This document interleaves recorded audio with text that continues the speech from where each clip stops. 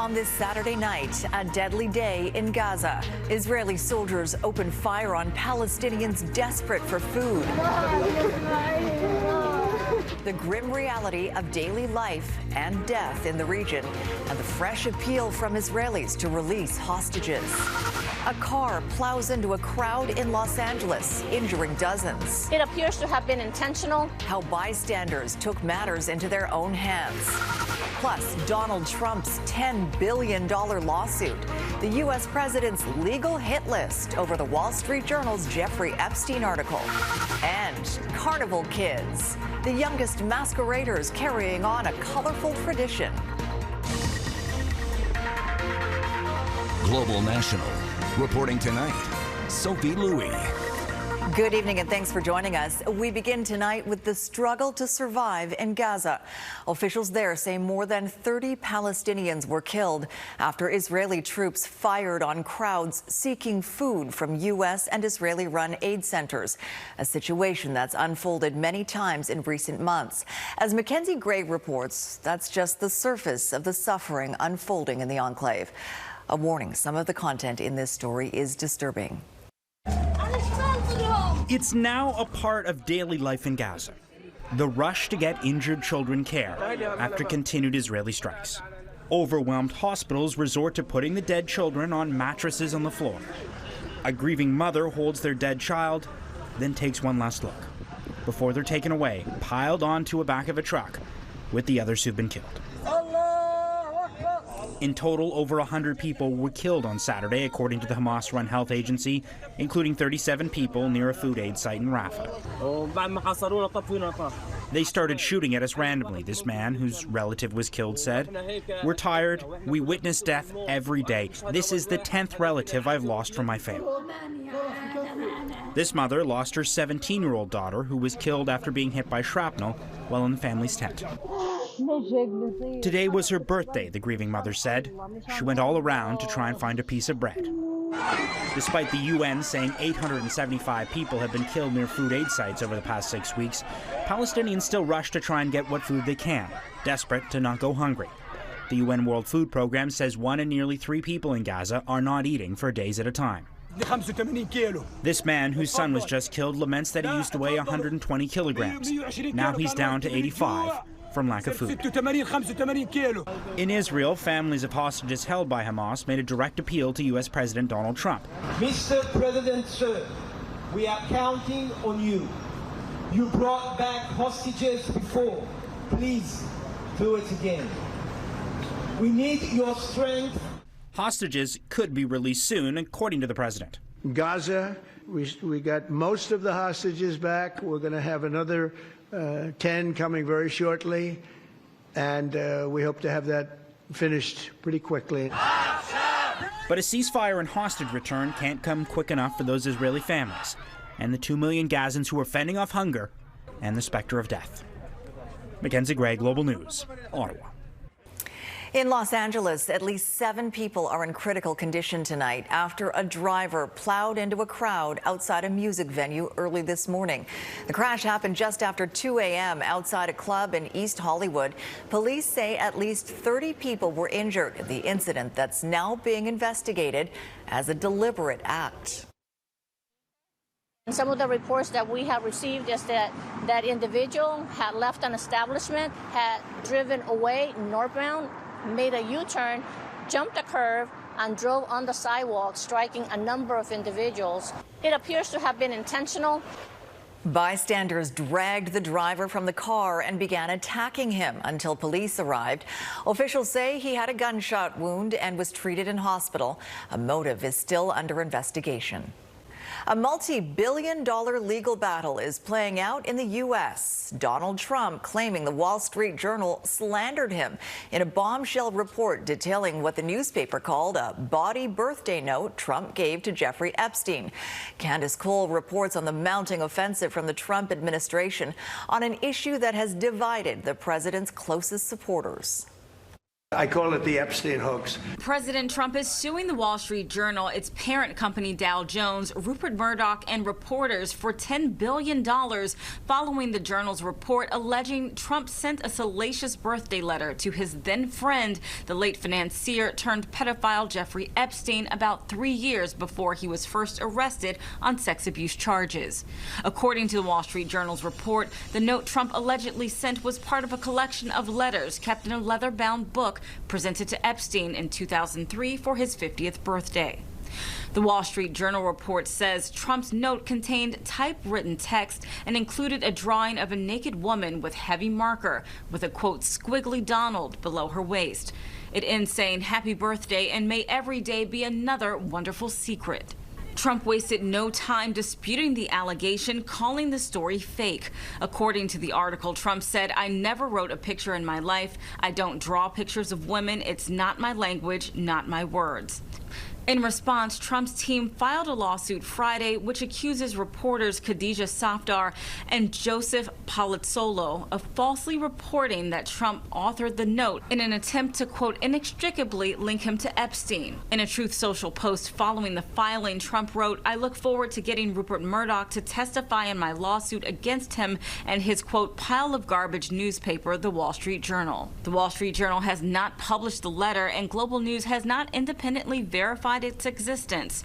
But a statement from Dow Jones says they have full confidence in the rigor and accuracy of their reporting and will vigorously fight any lawsuit. The issue surrounding the Epstein files has been a dividing issue among Trump's MAGA base, with Republicans and now Democrats calling for them to be made public. There's a part of the MAGA base that has said this is their #1 priority, not a big, beautiful bill, not fixing the border. It's this issue. An exasperated Trump has now asked the Department of Justice to release grand jury testimony in the Epstein case. Candice Cole, Global News, Washington. Investigators with the Transportation Safety Board are trying to determine the cause of a float plane crash that killed a teenager in cottage country northeast of Toronto. The plane crashed into a dock on Lake Scugog on Friday afternoon. Police say 2 people in the plane suffered minor injuries while the teen was simply standing on the dock at the time of the crash. West of Quebec City, a farmhouse has been swallowed up by a landslide. The 10-meter deep, 100-meter wide hole opened up in the ground earlier this week, leaving the home on the precipice of the slide. The exact cause is unknown, but heavy rain from powerful thunderstorms had caused flash flooding across the region. More than 550 wildfires are burning across this country tonight, and the searing summer heat is causing conditions to deteriorate, in particular across the prairies. Today, parts of Alberta, Saskatchewan, Manitoba, and Western Ontario were all under air quality warnings. This was Winnipeg today, blanketed by a shroud of smoke. The city's air quality was ranked 10+. That's the worst possible reading and poses a very high risk to a person's health. In Montreal, dozens of people came together today in a push to pressure authorities to greenlight thousands of units of social housing. The project at the site of an old horse racing track has been in the works for decades, but as Dan Spector reports, frustration is growing over the lack of progress. They gathered at one of Montreal's busiest intersections to make a very clear demand. We need social housing units. We don't need more condos. Dozens of demonstrators are talking about the future of the old Hippodrome, a 75-hectare swath of land that's been empty for decades. Plans to turn it into a new housing development have hit obstacles again and again. Meanwhile, thousands of Montrealers can barely afford a roof over their heads. It's taking, over like 60% of my income, and with the food prices, so it's going to cut it close to breaking point. The city has a plan to transform the field into a 20,000 unit housing development. 2 years ago, a working group was created to advance the project, but it still hasn't even started. The only thing here, modular housing for the homeless. People are starting to feel cynical. They're starting to feel as though nothing that they get told is actually going to lead to something concrete being built here that can respond to their needs. The activists marched to the former horse racing track to make their demands for the future project known. They wanted to contain at least 4,800 units of social housing. Deborah Fogel says her 28-year-old daughter is one of thousands who would benefit. She can't afford to move out. She is still living with me. We really need to see a lot of concrete action happening now, and it's very important that this happens through off-market social and community housing. The city of Montreal did not respond to our request for comment on Saturday, but told Global News in May that it was a few months away from announcing its plan to build $1 billion worth of roads, pipes, and other infrastructure in the area. We're really close to announce the beginning of those projects in the next few months. In the meantime, people who desperately need affordable housing are left to wait and hope. Dan Spector, Global News, Montreal. The Canadian Food Inspection Agency is expanding its recall for dozens of salami and cacciatore products due to an outbreak of Salmonella. The recall now affects 67 products under more than a dozen different brands sold in BC, Alberta, Saskatchewan, Manitoba, Ontario, and Quebec. The agency says 86 people have fallen ill as of Tuesday from the contaminated meats. 9 have been hospitalized. You can see the full list of products on the Food Inspection Agency's website. Deadly clashes in Syria. Coming up, the sectarian violence putting pressure on the fledgling post-Assad government.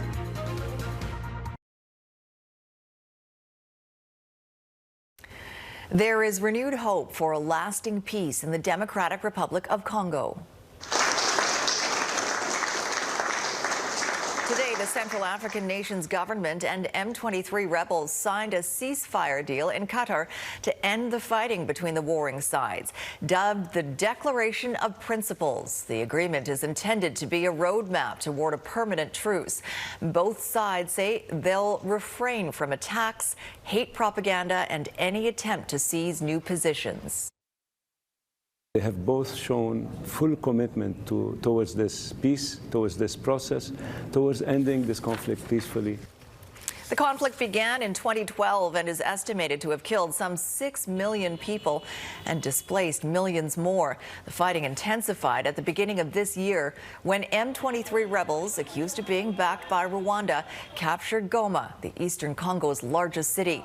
Finer details of the peace deal still need to be negotiated and the terms ratified by the end of this month before a final truce is signed by August 18th. Syria's new government is struggling to implement and enforce a ceasefire of its own, which already looks to have collapsed.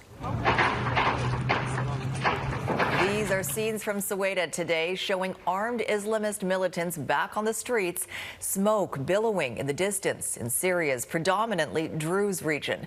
Government forces are being deployed to the southern city following more sectarian clashes between Bedouin fighters and the Druze minority.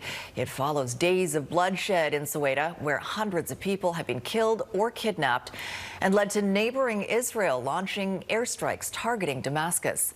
Tonight, Vincent McAviney looks at Syria's religious divisions, the ongoing clashes, and whether peace can be achieved. On Friday, heavy fighting between Druze and Bedouin citizens broke out once again in Syria's southern Soweto province. Over the past week, hundreds have been killed in clashes between the groups. The province is home to roughly half the world's million Druze. The sect began as a 10th century offshoot of Ismailism, a branch of Shiite Islam. But they are not, nor do they consider themselves to be Muslim.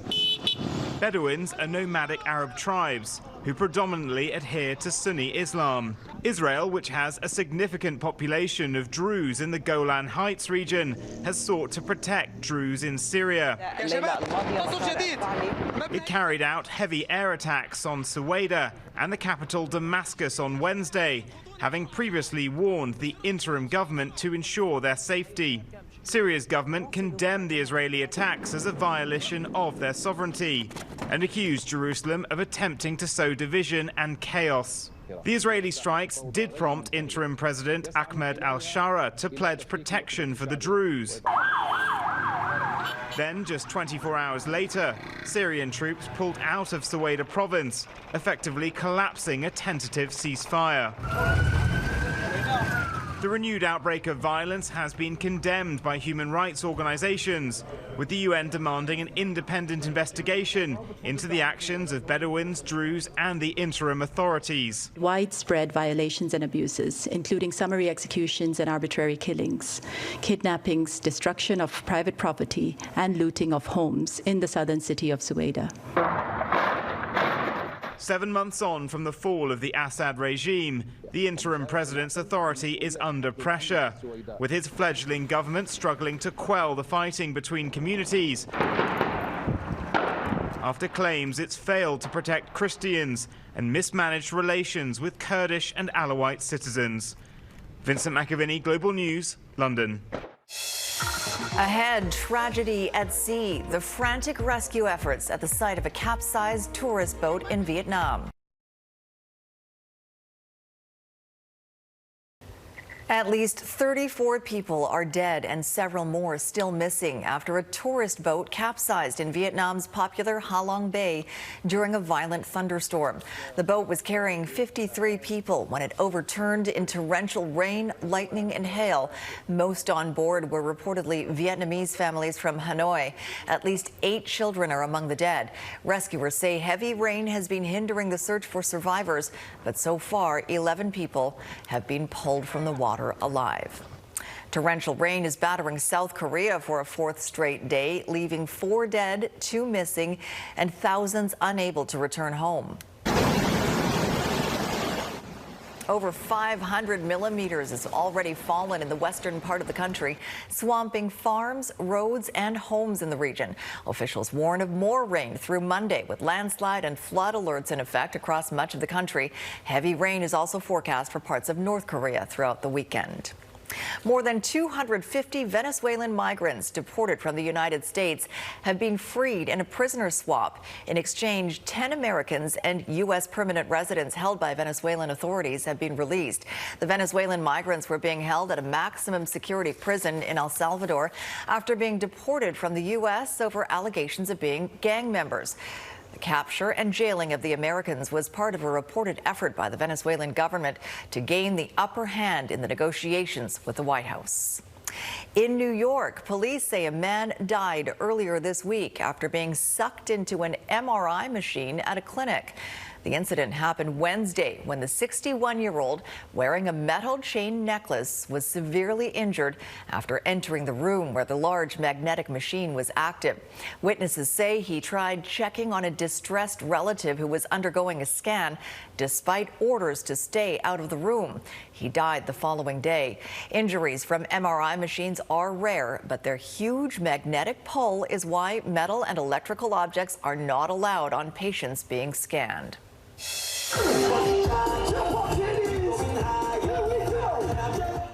Next, Carnival fever. Thousands of Canada's youngest masqueraders dance the day away, kicking off the countdown to Caravana.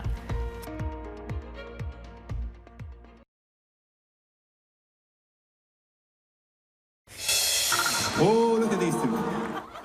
The tech CEO, who was caught in that viral moment at a Coldplay concert, has now resigned, according to a statement posted by Astronomer Inc. on Saturday. CEO Andy Byron has quit. He was caught on camera in an embrace with a coworker. A statement posted by Astronomer confirmed his departure, saying the company's leaders are expected to set the standard in both conduct and accountability, and recently that standard was not met. The countdown to Toronto's Caribbean Carnival, widely considered to be this continent's largest cultural celebration, is officially on. Today, people flocked to the Junior Carnival, a vibrant and colorful event now in its 58th year and filled with thousands of young masqueraders. Our Alexi Benedict went down for a look. From the music to the dancing to these colorful and creative costumes, young masqueraders have Caribbean pride and talent on full display. So how are we feeling today? We're feeling good. We're feeling really good. Amazing. What is your favorite thing about being here?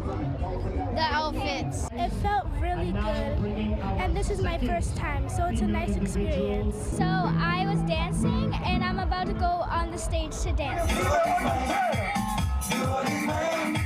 40,000 here today and thousands of masqueraders participating, from tots to teens, some as young as 5 months old. You're having fun? Yeah. Say Carnival!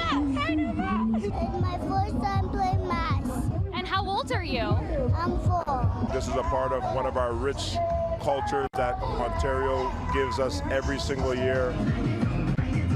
This year's theme is Take Me Home, paying tribute to the life many have built here in Canada. And we want to celebrate Canada because within Canada and within the Caribbean, we want to celebrate diversity, culture, and all peoples of all nations. Along with the Junior Carnival Parade, there's also the Junior King and Queen Showcase. Within the parade, we have the competition, the Junior King and Queen. So these are the more elaborate, beautiful costumes that the kids have been working on forever. What are you most excited to see today? The children dance the costume. We have our granddaughter playing in one band, and we have adopted granddaughters in this band. So we are all excited just to see their performance. And for those on the sidelines, it's about keeping this cultural tradition alive for generations to come. I've been playing mass since I was 3 years old, so I'm just carrying on the tradition. They're going to bring the mass to life for the future generations. We need that. We want this to continue in years and years and years to come. So we are glad that they're carrying on what we know to do, and they're doing it just as well as we do. This event kicking off the countdown to Toronto's Caribbean Carnival in August. Lexi Benedict, Global News. And that is Global National for this Saturday night. I'm Sophie Louie. Tonight's Your Canada showcases Wainwright, Alberta, Sudbury, Ontario, and Carpoon Island, Newfoundland and Labrador. Thanks for watching and have a great night.